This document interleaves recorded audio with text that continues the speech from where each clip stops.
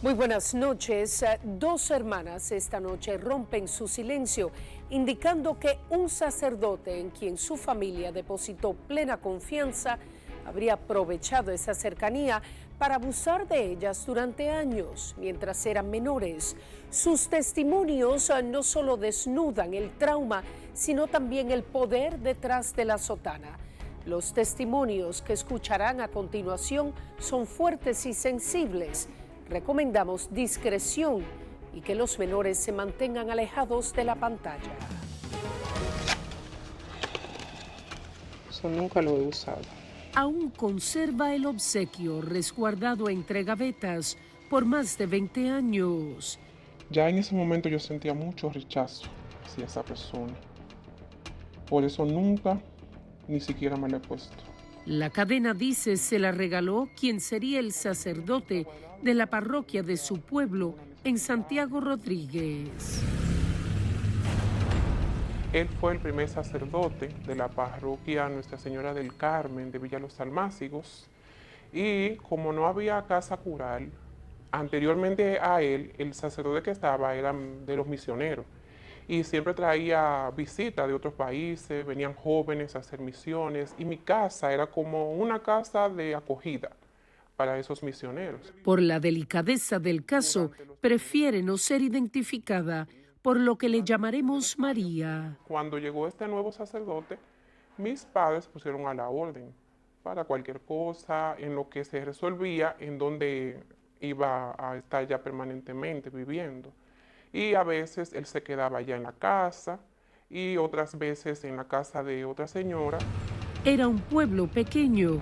Dice apenas tenía 14 años. Al principio empezó con abrazos, muchos abrazos. Le gustaba mucho pellizcarme los buches. Decía, qué buchito más bonito. Y me pellizcaba y me abrazaba por la cintura con duro. Y me mordía los buches. Era como un juego. Un juego porque asegura era una persona de confianza. Era una persona que llegaba a mi casa y entraba a la cocina, buscaba qué comer, o sea, él era de la casa. Pero luego con el tiempo, al poco tiempo, empezó a decirle a mi mamá que lo dejara, que yo lo acompañara a la misa, a algunas comunidades o misa fuera de la ciudad. Y así empezó el asunto de poner la mano por aquí, respaldar una mano por allá. Pero poco a poco, narra, todo empezó a salirse fuera de control. En el fondo yo era una niña, yo sabía que estaba mal, pero yo misma he analizado ahora mismo que ha sido un asunto fue más que todo miedo en ese momento, porque antes uno le tenía mucho miedo a los padres, a decirle, me pasó tal cosa, o el padre me puso la mano, porque era una figura de respeto. Y uno piensa, me van a dar una pela o me van a llamar la atención. Se refiere al sacerdote Anselmo Alejandro Peña Sánchez, quien tendría aproximadamente 34 años en esa época. En la mayoría de los casos, si no todos, en su totalidad, cuando la persona víctima de abuso sexual calla tanto tiempo, es que siente mucha vergüenza. Y en este caso en particular, si mi propia madre no me creyó y no me validó, probablemente la sociedad tampoco. Y Tania María es psicóloga intrafamiliar. Entonces siento miedo de rechazo, siento vergüenza y me siento culpable. La persona víctima de abuso sexual siente mucha culpa y también esto impacta su autoestima.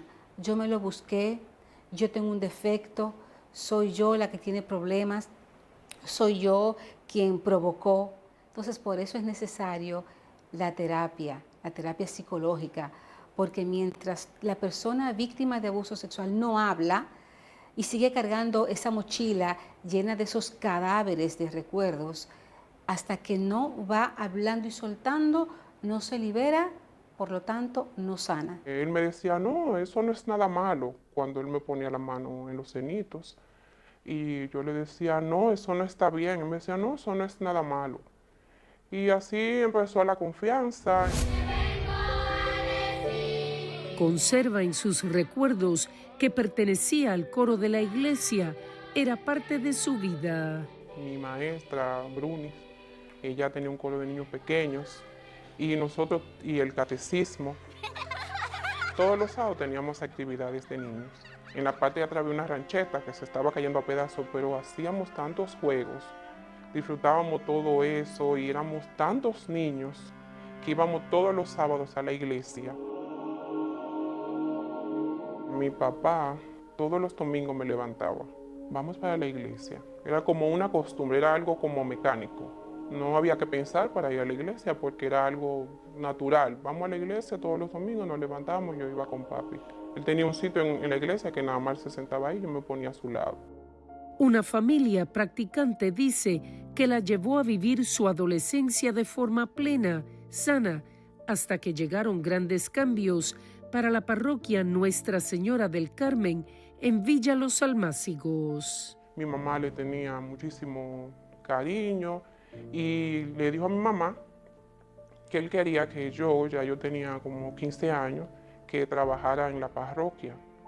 Que cuando yo llegara de la escuela en la tarde, fuera unas horas para que yo aprendiera a trabajar. Mi mamá lo vio muy positivo, pero él movía las misas y ponía misas más tarde. Tiempo que utilizaba para, según sus propias palabras, manosearla. Uno se quedaba callado por la ignorancia, por la niñez, porque la niñez, yo me he dado cuenta que los niños se adaptan a todo. Y digo niño porque aunque sea un adolescente, uno no deja en su mente, todavía es un niño. Yo no tenía maldad, mi mamá no nos dejaba salir a nosotros nada más íbamos a la iglesia, yo no había tenido novio, o sea, no tenía malicia en mi mente, no sabía de cosas. Yo sí sabía que no estaba correcto, pero no me atrevía a decírselo a mi mamá ni a mi papá. Ahora, a los 42 años, ve el panorama desde otra perspectiva. Después de que empezó el abuso, yo me sentía muy limitada. En el coro yo empecé a alejarme, se lo dejé a otra persona, porque yo sentía mucha vergüenza. Ante todo lo que más a mí, después analizando con el tiempo, me di cuenta que mis amigas de la escuela se alejaron de mí. Narra, no fue cuestión de algo esporádico, sino de muchos años de calvario. Bueno, casi todo ese tiempo, más o menos hasta 4 años que él estuvo allá, no hubo penetración, solo sexo oral. Él me decía que le hiciera cosas a él. Entonces, luego que a él lo quitaron de allá, de la parroquia de Villa, que lo llevaron para Villa Vázquez, entonces él le decía a mi mamá que él quería que mi hermana y yo, mi hermana más pequeña, y yo fuéramos a limpiarle la casa, que nos iba a llevar el fin de semana. Asegura desconocía que su hermana más pequeña también estaba siendo abusada. Uno a veces no quiere poner en tela de juicio las acciones de los padres, porque son tu figura, son tu ejemplo, lo que tú ves, lo que tú visualizas, pero en este momento yo me cuestiono por qué mis padres me dejaban ir a la iglesia, por qué no me supervisaban más, por qué mi mamá o mi papá no tomaron acciones viendo que yo había cambiado mi actitud, porque yo había cambiado. Yo cambié mi forma de ser con mis amigas, yo no salía con mis amiguitas, porque honestamente él siempre tenía vamos conmigo para tal misa, vamos conmigo para tal sitio. Entonces ya yo dejé de tener una vida normal de adolescente, porque siempre estaba cerca de esa persona. El rol de la familia en caso de abuso sexual es determinante. Esto decide hasta la recuperación de la víctima. ¿Por qué? Porque lo que se espera es que tú me creas, que tú me acompañes sin juzgarme, que yo me sienta segura y validada, que esos vínculos se vean fortalecidos porque tú me estás acompañando. Cuando sucede lo contrario, esto impacta negativamente en la salud emocional de la víctima. ¿Por qué? Porque lo vive como un abandono, como otra traición. Tú no estás conmigo, tú no me creíste. La primera vez que ocurrió la penetración, él estaba ya en Villa Vázquez. un fin de semana que él le dijo a mis padres que quería que me dejaran ir para allá para que le limpiara la casa y demás. En ese fin de semana ocurrió eso. Ya para ese entonces, afirma, tenía aproximadamente 17 años. Recuerdo su accionar, se paró rápido y se fue. Había dentro de la casa cural, había un santuario y él se fue a darse por el pecho y decía que él sabía que lo había hecho mal, que pidiéndole perdón a Dios por lo que había hecho. Recuerda que esta acción se repetía una y otra vez. Cuando yo vine a Santiago, porque yo salí de allá a los 18 años, y cuando yo vine para acá, yo entendía que ya por fin iba a liberarme de esa persona. Pensó sería el fin del trago amargo que con el tiempo la iba apagando por dentro. Pero cuando yo vine para acá, él venía a la casa de mi hermana y siempre llegaba muy tarde, en la tarde, casi tardecita noche, y venía a saludar, vengo de tal sitio, pero yo estoy pensando que como es tan tarde, yo me voy a quedar. Pero en la casa de mi hermana nada más habían 2 habitaciones, que era la de mi hermana con su esposo y su niño, y la mía, que era donde yo me quedaba. Entonces él tenía que quedarse conmigo. Y yo entiendo que eso fue algo como que mis padres, diría yo, normalizaron porque él se lo decía.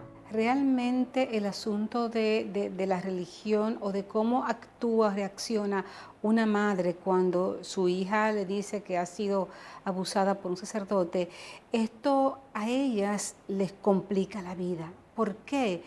Porque cómo es posible. Primero hay como un mecanismo de defensa, ¿no? Un mecanismo de negación, cómo es posible.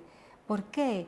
Porque culturalmente hablando, la religión forma parte importante de la vida de la República Dominicana en general, ¿verdad? Y sobre todo la religión católica. Entonces, cuando un sacerdote me visita y máxime, cuando un sacerdote vive en mi casa, es como si Dios mismo estuviera ahí. Es una representación de Dios, además del poder que maneja el sacerdocio, ¿no? El sacerdote tiene poder hacia el interno de esa familia donde estaba, pero también hacia la comunidad. Para yo alejarme de él, empecé a decirle que yo no quería que él viniera, empecé a decirle que no lo iba a visitar, y entonces ahí empezaron las amenazas. Él empezó a decirme que por mi culpa él se iba a matar, que por mi culpa él se iba a tirar de un puente, que yo iba a ser la responsable de cualquier cosa que a él le pasara. Y de un día, de un impulso, yo llamé a mi mamá por el teléfono, porque yo vivía aquí en Santiago y ella vivía allá en el campo. Y se lo dije. Le dije que él abusaba de mí. O sea, yo no le dije directamente eso, sino que él era la persona que me había, primera vez me había tocado, que él me estaba haciendo amenazas, que yo necesitaba que ella hablara con él para que él me dejara tranquila. Muchos pudieran preguntarse por qué sale ahora a hablar de este supuesto abuso. Eso es correcto. El motivo es porque hasta hace meses no sabía que él había abusado también de mi hermana. Y mi hermana vive en Estados Unidos y ella tomó terapia. Y debido a esa terapia, ella no tiene miedo ni tiene ningún temor en tomar acciones contra esa persona. Entonces yo honestamente he querido dejar eso en el pasado, yo no quiero pensar en eso, yo no he vuelto a verlo, no quiero volver a verlo. Más adelante, el testimonio de la hermana menor, que también asegura fue abusada sexualmente.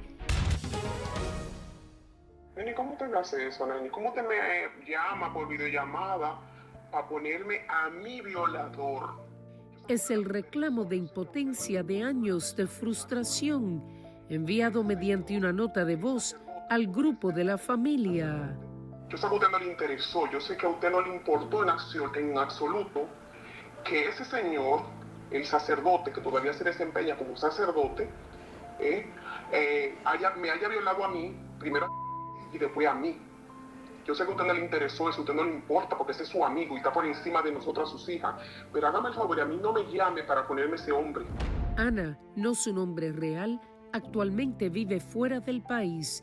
Sin embargo, asegura que aún la persigue su pasado. Se acercó a nosotras, siempre lo trataba con mucho amor, con mucho cariño.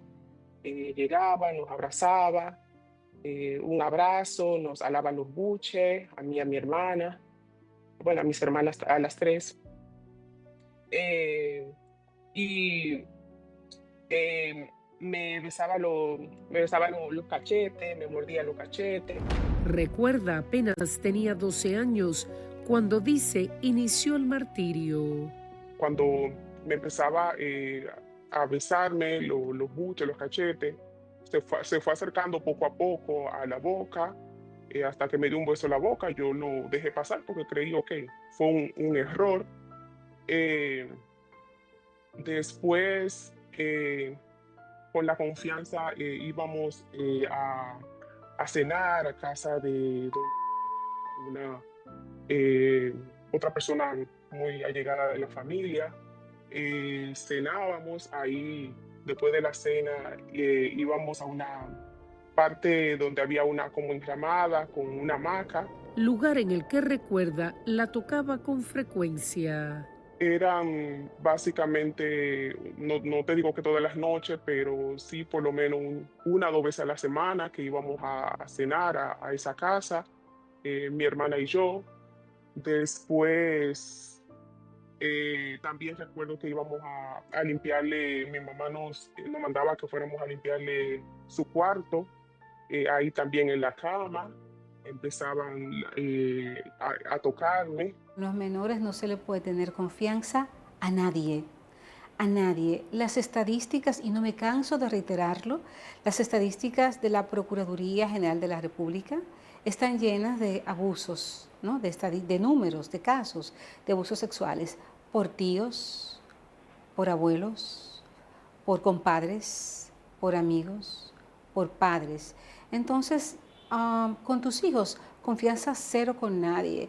Con papá, bueno, quizás algunos padres dicen, bueno, quizás no todos somos iguales.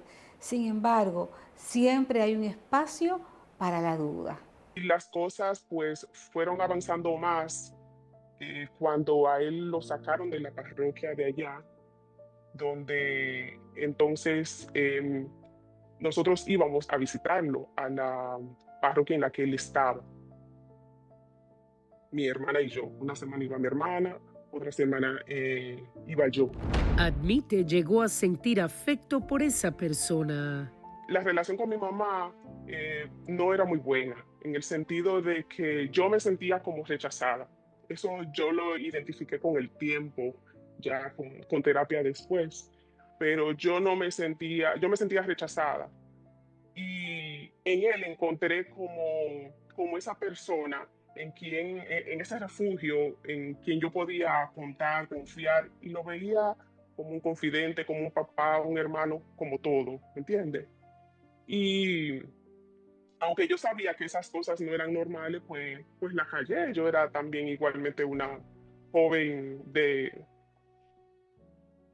era una niña. Las personas creen que sienten afecto. Es que están sometidas a una relación quizás de una persona mayor a un menor. Entonces le da un regalo, le dice, tú eres importante para mí, estos somos tú y yo. Si yo te hago esto es porque siento algo en serio por ti, nunca lo había sentido antes. Entonces se genera una confusión en ese cerebro que todavía no tiene, cognitivamente hablando, no está desarrollado. Entonces se genera esa confusión a nivel de cuando es el abuso, es a nivel de niños y niñas y adolescentes. Tenía alrededor de unos 13, 14 años. Básicamente era el toque, era el, um,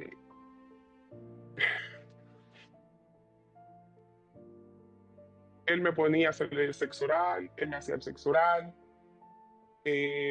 penetración Hubo una sola vez y fue la parte y fue por atrás. Su voz se entrecorta Con mi mientras hermana, sí, yo recuerda lo supe después que sucedido. y yo grité porque me dolía, pero él no paró. Claro que fue muy doloroso, yo lloré, le dije pare, pare, pero no, hasta que terminó y yo fui corriendo al baño, eh, sangré. Cuando regresé a la habitación, eh, sus palabras fueron muy estrechitas. Eso fue todo lo que dije. Me dolió y básicamente ahí yo me dormí. Después de horas despierta, él se durmió. Revela haberle costado años de terapia para externar lo ocurrido durante tanto tiempo. Me llené de mucha vergüenza, de verdad, mucho miedo y más vergüenza. Lamenta pensar que su madre nunca hizo nada cuando se enteró de lo ocurrido con su hermana mayor. Mi hermana habló, yo recuerdo, habló con mi mamá de ese tema. Recuerdo, yo no estaba presente cuando mi hermana habló con mi mamá. Yo lo único que recuerdo que mi mamá, cuando llegó, vino a acusarme a mí, que yo era una rastrera, que como yo lo callé tanto tiempo, me levantó la mano para golpearme, yo me quité, que a mí que hablara, que seguro hacía lo mismo conmigo, pero yo callé. Yo me quedé callada porque, o sea, su actitud sentía, o sea, me acusó a mí, fue de acuso totalmente, de acusación totalmente. Prefirió el silencio que duró más de 20 años. Yo sabía que él hacía lo mismo con mi hermana. Mi hermana no sabía que él hacía lo mismo conmigo. Dice no fue hasta hace un año que le confesó a su hermana que también fue abusada por la misma persona. Yo lloré tanto, yo dije por mi culpa, porque tal vez si yo lo hubiese dicho, él no le hubiera hecho esto a ella.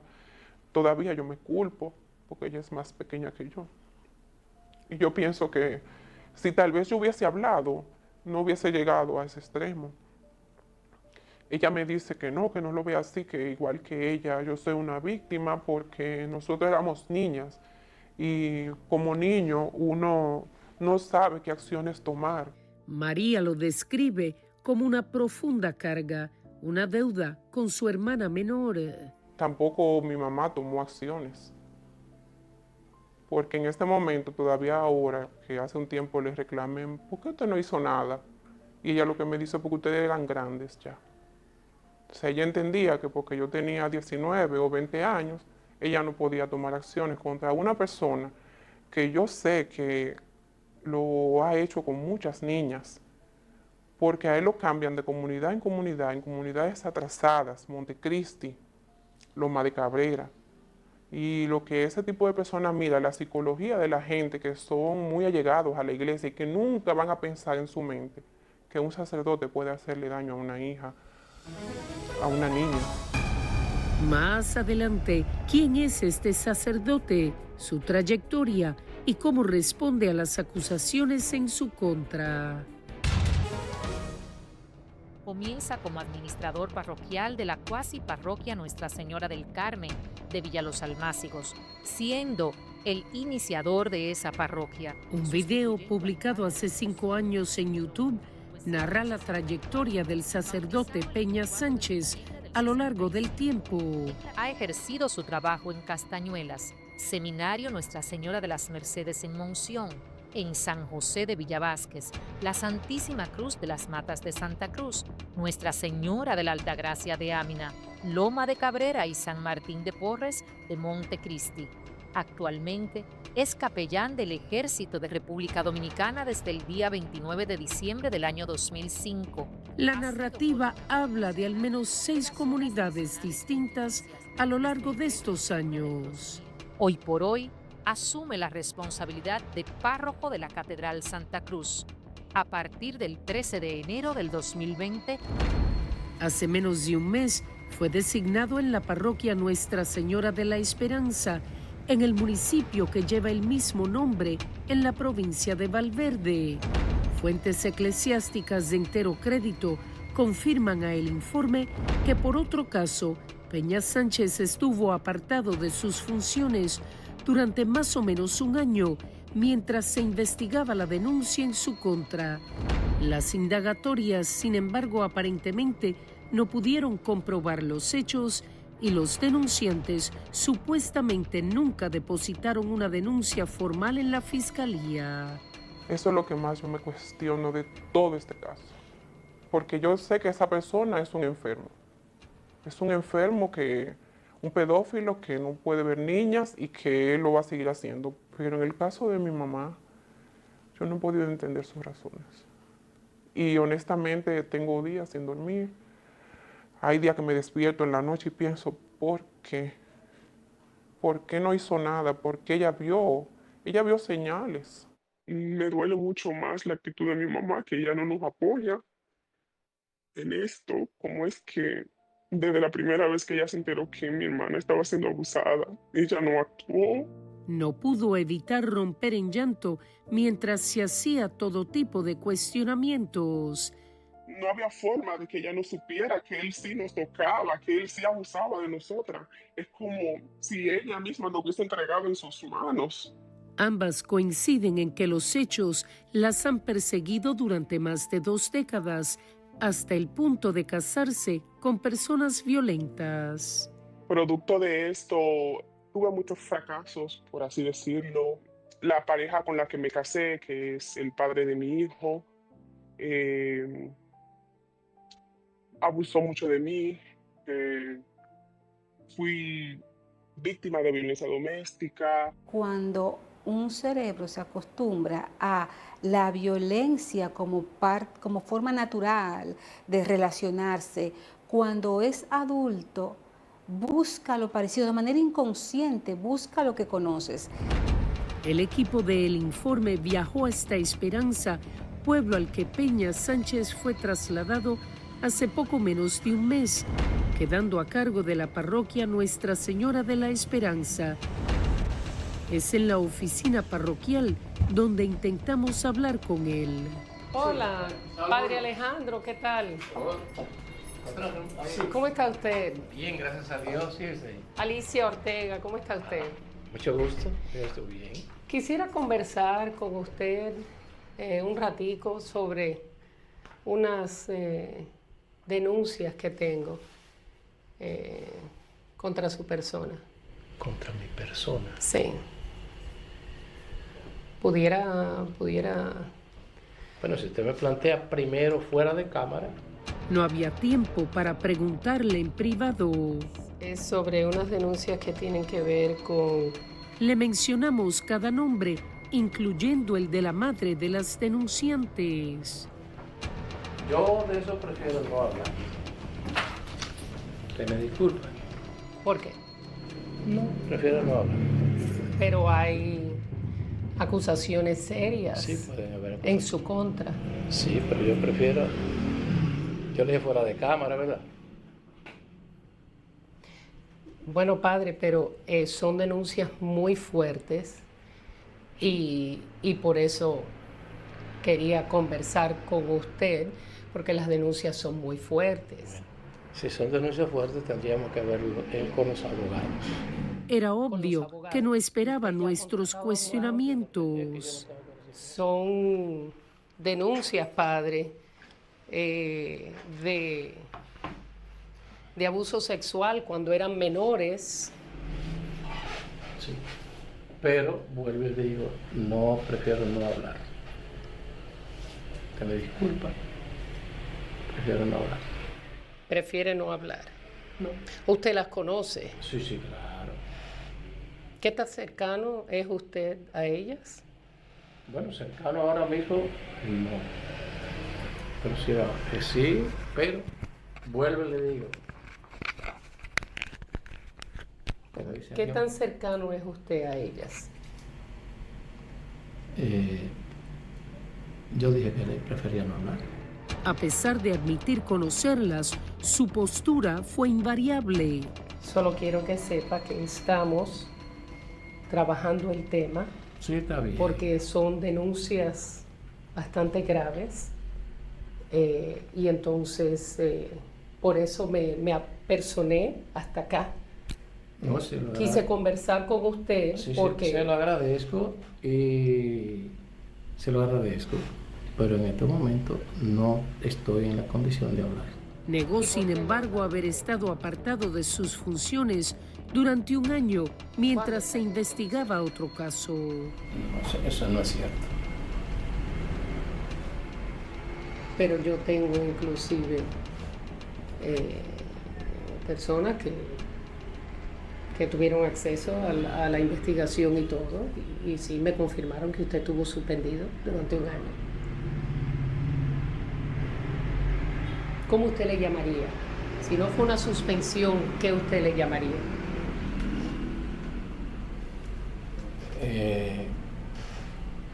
Vuelvo y le digo,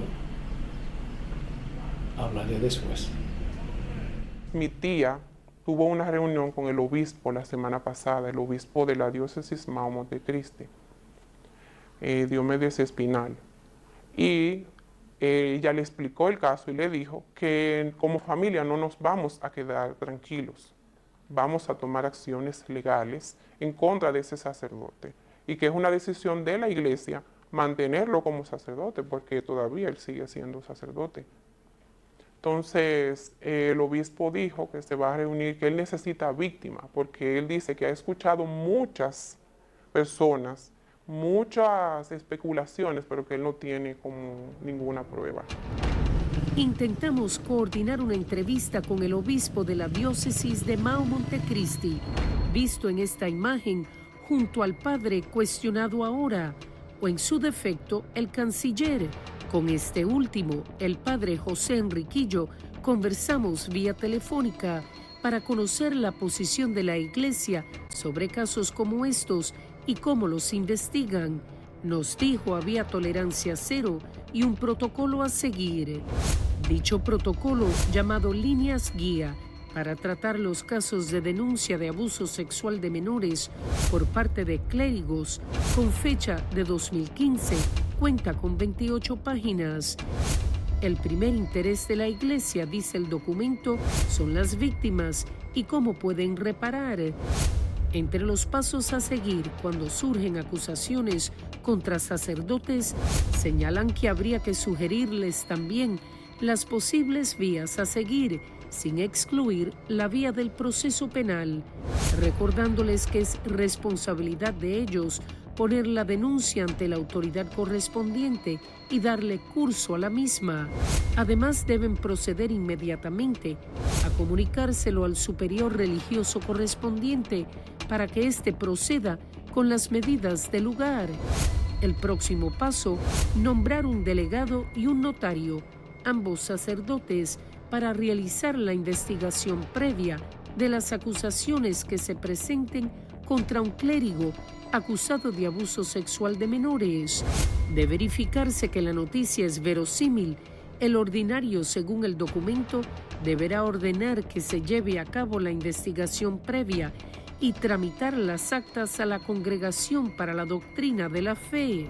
Además, puede proceder a limitar o a suspender el ejercicio de su ministerio al supuesto infractor de modo cautelar y como medida disciplinaria.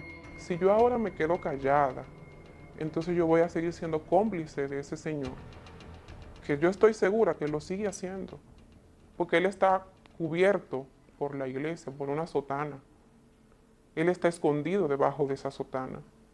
Y debajo de esa sotana se mete en la casa de la gente que son vulnerables porque tienen su fe, porque ven que no piensan que un sacerdote puede hacerle daño a un niño, no lo ven.